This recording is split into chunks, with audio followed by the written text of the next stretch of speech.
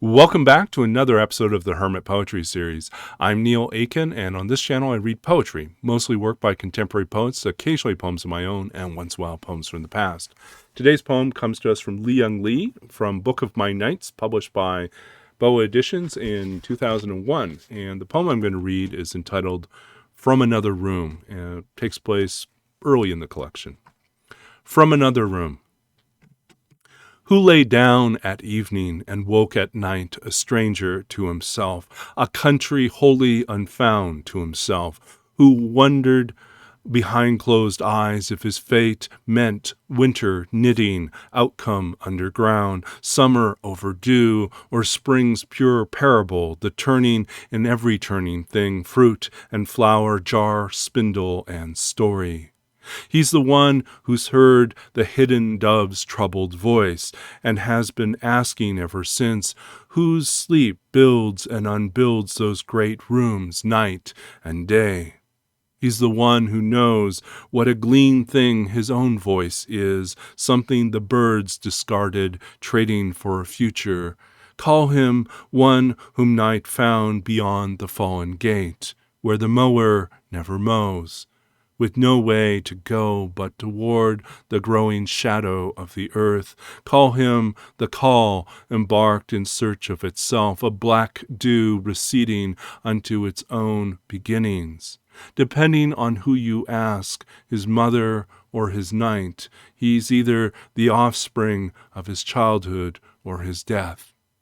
Depending on who his mother is in his dreams, beggar, thief, boatman, mist, he's either a man paused on the stairs, thinking he heard the names he used as a boy behind his parents' house during evening games of lost and found, or else a child reading out loud to himself from his favorite book every morning. One day he finds his own voice strange, himself no longer the names his playmates knew him by, but not yet the boundless quiet of his mother's watching from another room. And that was Li-Young Lee from Another Room, from Book of My Nights, published by BOA Editions 2003. I hope you enjoyed this reading. If you did, please check out the description of the video for more information about Li-Young Lee and about where to find the book, as well as more information about this series. Personally, Li-Young Lee is one of my favorite poets. One of the poets who's had a great influence on me. His work has been an inspiration for many years. And I was very fortunate that I was able to reach out to him when my first book was published. And he agreed to write a blurb for that, which to date is one of the things that really astonishes me about the whole writing process, is that sometimes you kind of go for broke and reach out in this impossible way, and someone likes what you've done with your own work. So it kind of came full circle for me. But yes, so I hope you enjoyed this reading and this poem, and find inspiration in sort of that really amazing lyrical voice that he has, and ability to pull things in just on the edge of reality into surreality, into something dream or myth-like or epic in some way, without being too impossible. But there's great beauty in what he does, and I wish you all the best in terms of finding his poems, which are everywhere and well worth a reread. And so what else can I say? I'm Neil Aitken. This is the Hermit Poetry Series. If you like what we're doing, please like these videos, give it a thumbs up, and consider subscribing to the channel.